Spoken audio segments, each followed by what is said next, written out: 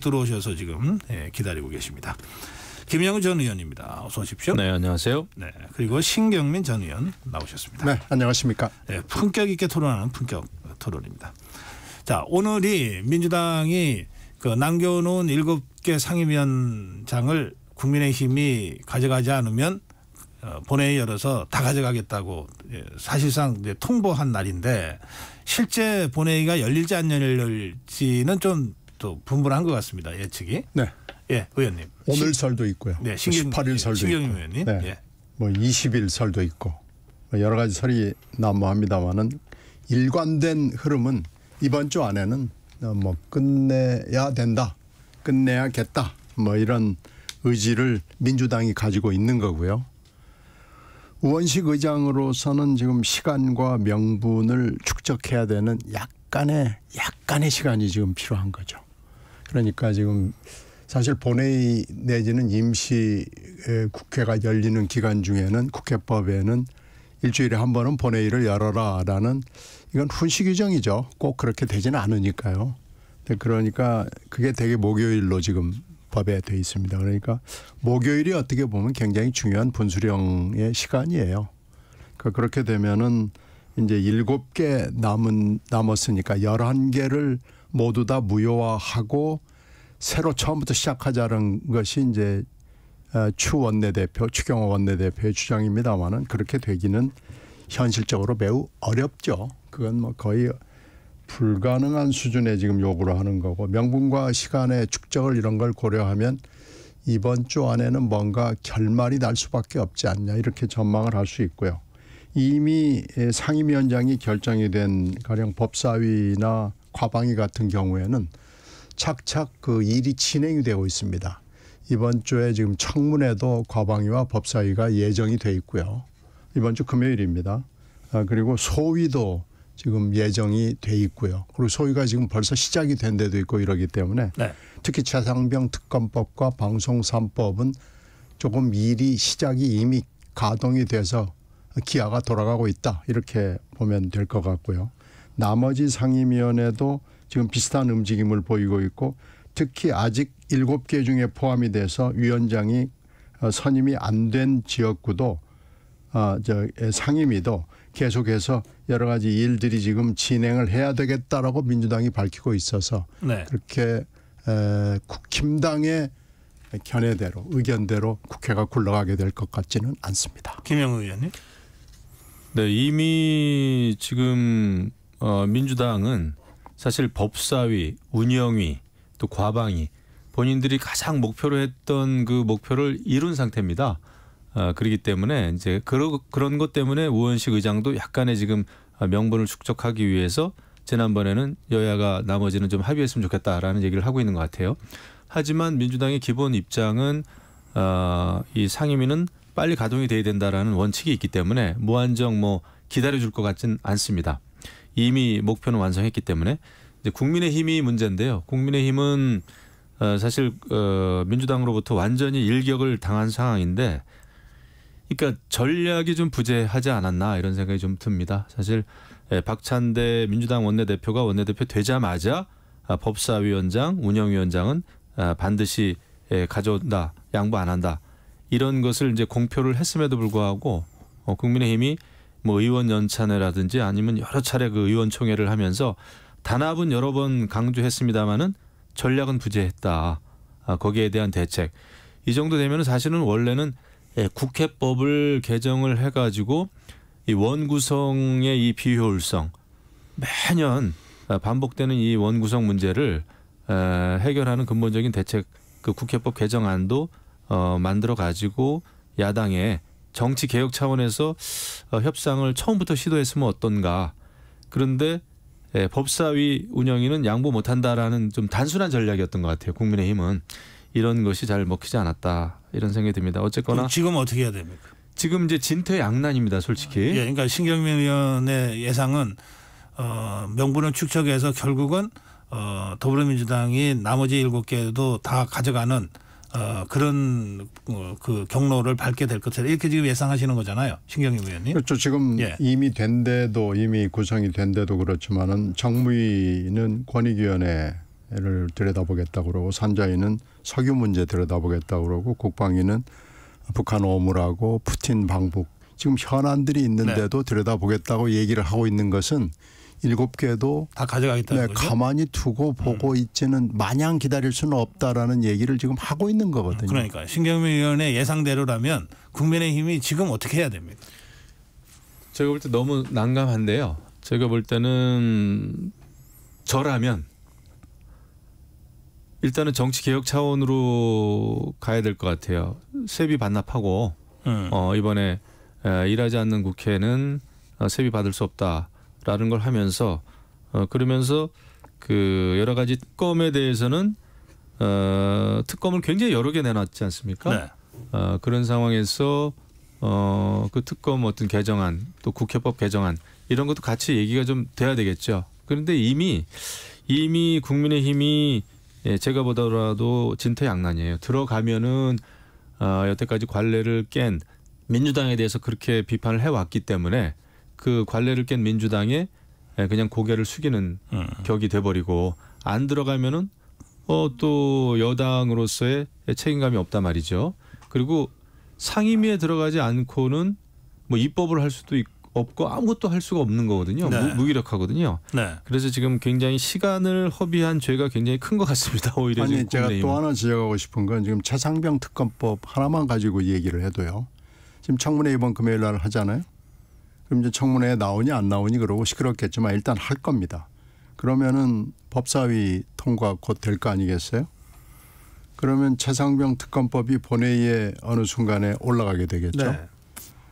이게 아마 지금 7월 초로 지금 민주당이 잡고 있어요. 그러면 15일 안에 거부권을 대통령이 행사하겠죠. 그럼 이제 재표결을 해야 되는데 네. 재표결에 국힘당이 안 오면은 재표결 이거 표결에 찬성될 수 있습니다. 그렇죠. 예. 가결될 수 있습니다. 그럼 7월 19일이 지금 최상병 일주일인데 이 7월 19일 즈음 해가지고 최상병 특검법을 가지고 특검을 해야 된다라는 것이 지금 논리예요. 그렇게 따지면 이 재표결에 안 들어올 겁니까? 안 들어오면 이건 최상병 특검은 가동되는 거거든요. 그 경우에 원구성에 합의를 안 해도 그 제2요구권이 재표결될 때는 국민의힘 의원들이 전원 출석해서 반대표를 던지고 나올 수는 있는 거죠. 그거야 뭐 법적으로는. 가능하겠지만 좀 예. 명분이 좀 이상하잖아요. 물론이죠. 상임위는 안 들어가는데 본회의는 들어와서 예. 거부권을 유지하기 위해서 재표결에 참여한다. 이건 정치적 명분으로 이상하잖아요. 하여튼 그런 어려움이 국민의힘 쪽에 다가오고 있다 이런 지적을 하셨습니다. 예. 그 상임위하고는 별개로 그 본회의에는 들어갈 수는 있죠. 그런데 만에 하나 들어갔는데도 불구하고 만약에 재의결까지 됐다 그러면 그거는 정말 엄청난 후폭풍이죠. 그 대통령 그 레임덕이 너무 심각해지는 건데 그래서 지금 볼 때는 제가 보더라도 너무 전략이 없었어요. 처음부터. 많은 시간을 좀 허비했죠. 뭐 백서 쓴다고 허비했고 뭐 단합대회 의원 연찬회 의원총회 많이 했습니다만 그 상임위 그 원 구성을 어떻게 할 것인가에 대해서는 안이 없었던 것 같습니다. 이미 근데 압도적인 다수를 차지하는 야권으로부터 그 공격을 받을 게 너무나 뻔했는데 거기에 대해서 무슨 안이 없었어요. 국민을 향해서 이게 이제 명분과 여론이 뒷받침이 돼야 국민의힘도 무슨 투쟁을 할 때 힘이 실릴 텐데 네. 지금 국민들은 그 원구성에 대해서는 그러니까 상임위를 어디 정당이 가져가느냐 상임위원장을 그거에 대해서 크게 관심이 없거든요. 예, 그런데 이것을 지금 뭐 장외 투쟁하기도 좀 알겠습니다. 애매한 상황입니다. 예. 우리 김영우 의원이 이 대안을 제시하기도 참 난감한 상황이다. 너무 어렵죠. 지금. 너무 어렵죠. 그 말이 겉돌지 않습니까? 오죽하면. 자, 그러면 김영우 의원은 대안을 제시하는 것 자체가 참 난감할 정도의 지금 어려운 상황이라고 하셨는데 신경민 의원이 국민의힘에다가 조언하신다면 어떻게 조언하시고 싶으세요? 아니 이미 11개는 국회 의결을 한 거기 때문에 예. 이건 뭐 여러 가지 비난을 하고 뭐 소리는 지를 수 있지만 이걸 받아들여야 됩니다. 이걸 네. 다시 없던 일로 하는 것은 이미 불가능하고요. 일단은 7개를 받고 금방 김 의원이 얘기했던 원구성의 원칙이랄지 또 하나는 법사위 때문에 지금 문제 아니에요. 근데 법사위를 어떻게 개혁하느냐라는 것도 사실 안이 여러 개 있습니다. 그중에 하나가 이제 법제하고 사법을 분리하자라는 안도 있고요. 여러 가지 안이 있어요. 작규와 수정으로만 진짜 국한하자. 법사위의 그 임무를 그렇게 하자. 제한하자 하는 것도 있고요. 이걸 좀 개혁안을 부각하는 방법이 일단 하나가 있고요. 그런데 7개를 받는 게 맞죠. 7개만 받는 것이 창피하다라는 거 있지만 이미 일은 이렇게 벌어졌기 때문에. 신경민 의원의 저 조언에 대해서는 어떻게 생각하세요? 네, 좀 긍정적인 면이 있고요. 그 법사위만 바꾸지 말고 아예 이번 기회에 이번에 사실 이 전반기 원구성은 국민의힘이 진 겁니다. 제가 볼 때는 패배했어요. 그렇다면은 솔직히 졌다고 인정하고. 예, 저는 그래요. 그래서 이런 일이 재발되지 않기 위해서 원구성에 대해서는 몇 월 며칠까지 하자. 그다음에 여당과 야당, 제1당과 제2당이 국회의장과 법사위원장, 운영위원장 또 다른 상임위원장은 이렇게 배분하자라는 거를 이번 기회에 저는 국회법을 반드시 고쳤으면 좋겠습니다. 그렇게 해가지고 그러니까 관행에 맡기지 말고 아예 법적으로. 이제는 관행이 통하지 않는 아주 비정상적인 의회가 됐어요. 그래서 이럴 바에야 그런 그 국회법을 명확하게 손보는 게 좋겠다는 생각이 듭니다. 이번 기회에. 네.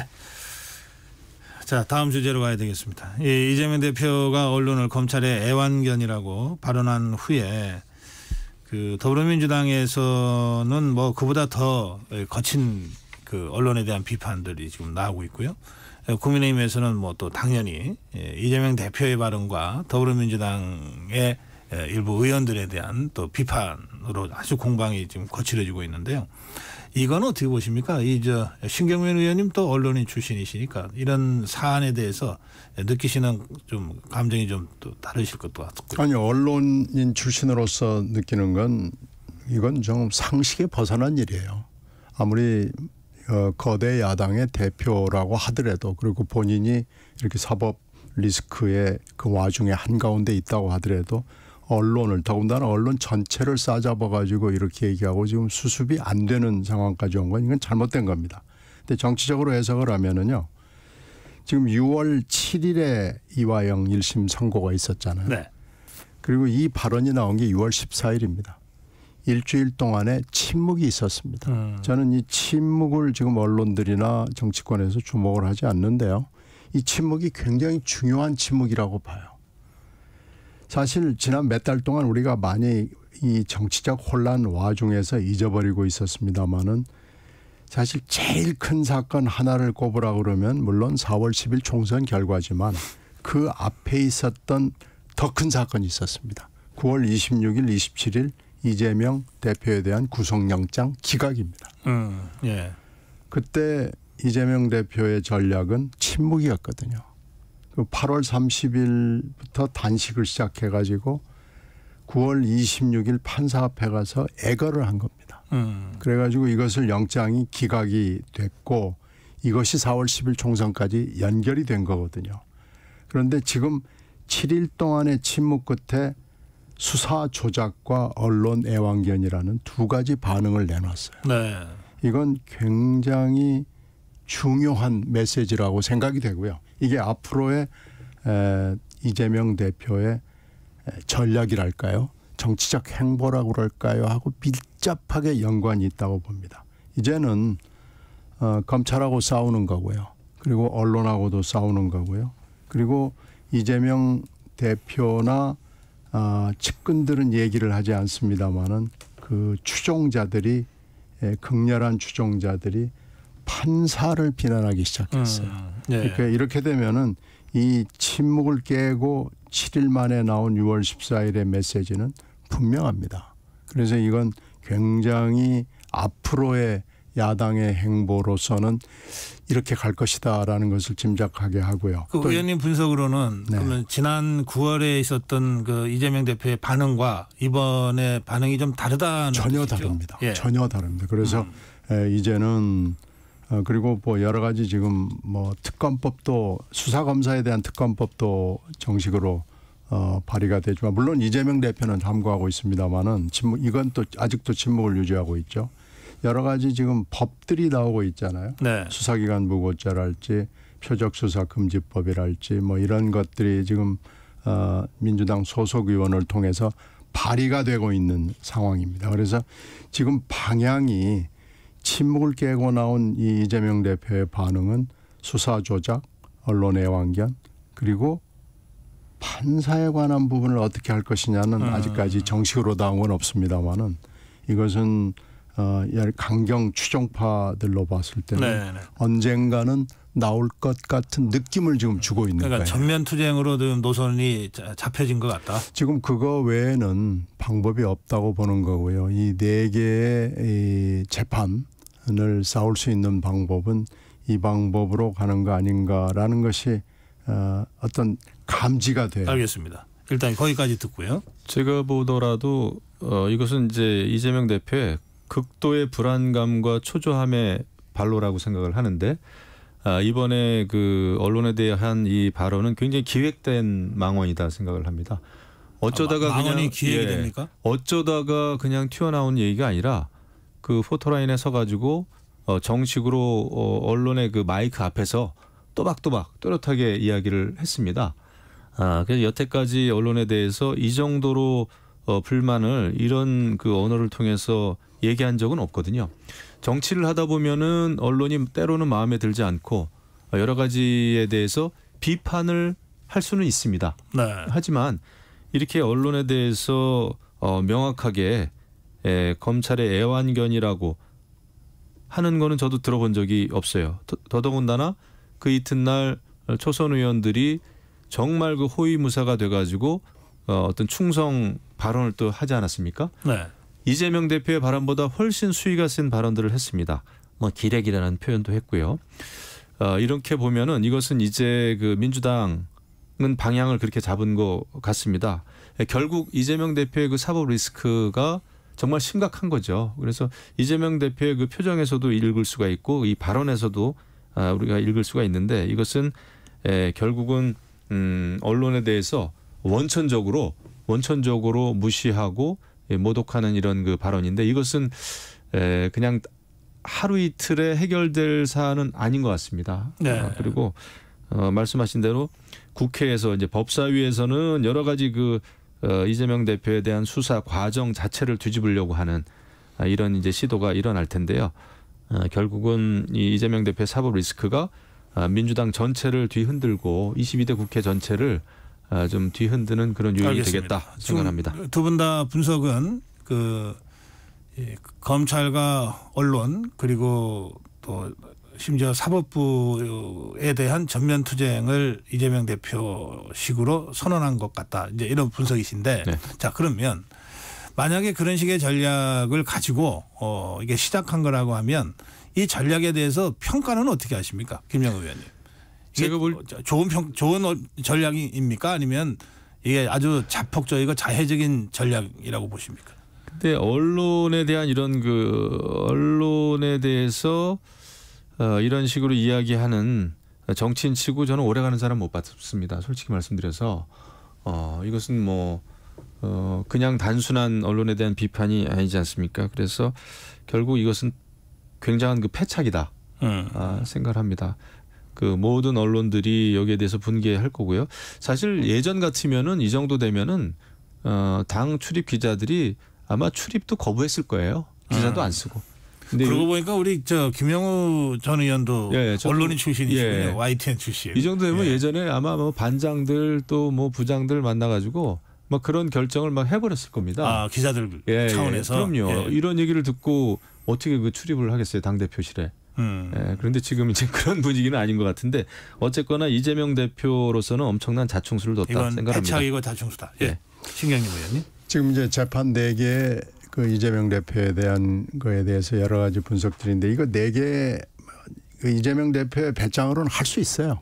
4개가 아니라 더 많아도 이재명 대표는 할 수 있어요. 그런데 이제 문제는 재판 중에서 이제 속도가 있거든요. 그러니까 완급이 있잖아요. 뭐 어떤 재판은 10년이 걸려도 나올까 말까 한 재판이 있고 어떤 것은 또 후닥닥 나올 수 있는 것도 이러기 때문에 지금으로서는 재판의 완급 조절이 굉장히 중요한 전략으로 보여요. 그런 상황에서 좀 급하게 이재명 대표가 생각을 하고 있는 거 아닌가라는 게 일단 하나 있고요. 네. 또 하나는 이재명 대표뿐만 아니고 이건 뭐 여야 뭐 모두 다 해당이 되는 건데 무슨 재판 결과가 좀 유리하게 나오면 뭐 현명한 결정이 어쩌고 저쩌고 찬사를 하고 좀 불리하게 나오면은 뭐가 어쩌고 저쩌고 또 막 비난하거든요. 언론 보도에 대해서도 마찬가지입니다. 언론 보도나 뭐 검찰의 수사나 뭐 재판 이거에 대해서 감탄 고토하는 이런 태도는 일단 좀 버려야 될 것 같아요. 네. 그래서 지금 이번에 지금 급하게 이런 4개의 재판에 휩싸이고 또 검찰 수사가 여기서 끝나는 게 또 아니잖아요. 쪼개기 후원도 있고 법카 유용도 있고 정자동 호텔 인허가도 있고 이래서 이제 싸울 수밖에 없는 상황. 그리고 지금 또 8월 전당대회가 민주당이 있기 때문에 당헌당규 개정도 해야 되는 이런 급한 상황에서 이재명 대표가 지금 좀 마음이 급해진 거 아닌가 이런 생각이 좀 들어요. 그래서 이 리스크가 하루 이틀 된 게 아니고 굉장히 오래된 건데 이런 태도 변화가 저는 이렇게 좋아 보이진 않습니다. 조금 더 완급 조절을 할 필요가 있다 생각합니다. 네. 자 이제 마지막 주제로 가겠습니다. 조금 전에 우리 신경민 의원님 그 더불어민주당 전당대회를 잠깐 언급하셨는데 이재명 대표 연임이 그 확실시 되는 상황입니까? 이건 뭐 진즉에 사실 된 거고요. 이 수순을 지금 밟아가는 거고요. 지금 대표로 나올 사람이 없는 거예요. 우원식 의장 정도가 나오려고 생각했는데 의장이 됐잖아요. 나왔고 지금 당헌당규도 개정이 지금 오늘로 마무리가 되거든요. 네. 이제는 전당대회만 남은 거기 때문에 박찬대 원내대표가 뭐 당헌당규 개정에 대해서 뭐라고 했더니 뭐 안 된다고 그래서 이재명 대표가 나보다 착한 것 같다라는 발언을 했는데 이건 역대 코미디고요. 역대에 이런 아부가 없습니다. 박찬대 원내대표는 아마 이 어록으로 길이길이 기억될 가능성이 굉장히 높은데 이건 뭐 이재명 대표 연임은 이미 몇 달 전부터 굳은 짝이고 이건 뭐 이제 수순만 남은 거죠. 그런데 의원님 그 예전에 김대중 대통령이 야당 총재 시절에 뭐 누가 감히 김대중 총재한테 덤빌 수 있었겠어요. 그런데 동교동계 원로들이 김상현 의원한테 적극 권해서 그래서 경선에 나가잖아요. 질 줄 다 알면서. 그렇죠. 그리고 그때 김대중 총재의 지지자들도 김상현 의원을 막 그 응원을 해요. 격려도 해주고. 아니 이제 그런 케이스는 그거 말고도 또 좀 있어요. 그 가령 뭐 그 당시에는 원내대표라고 하지 않고 원내총무라고 그랬는데 원내총무를 김대중 대표가 고깝게 생각해서 이 사람이 안 했으면 좋겠다고 하는 경우에도 사실 나가서 된 적도 있습니다. 그래서 그때는 그나마 이제 언론이나 그 이런 게 좀 자유로웠던 것 같아요. 그 동교동 원로들의 얘기를 들어보면은. 근데 지금은 글쎄 이번에 아마 이제 대표가 누가 나올 수 있을까? 대표를 좀 용병으로 차용을 해야 될 필요가 있을 정도인데 뭐 누군가는 하나 나오겠죠. 그래요? 그건 나오긴 나올 텐데 그건 정말로 들러리가 될 가능성이 높고요. 자 국민의힘 상황은 어떻습니까? 거기도 뭐 어대한 그러던데 약간 변화가 있다는 말씀도 지금 또 이철규 의원이 하고 갔습니다. 글쎄 뭐 제가 느끼고 듣기에는 그 한동훈 전 위원장의 출마가 이제 뭐 완전히 굳어지는 것 같고요.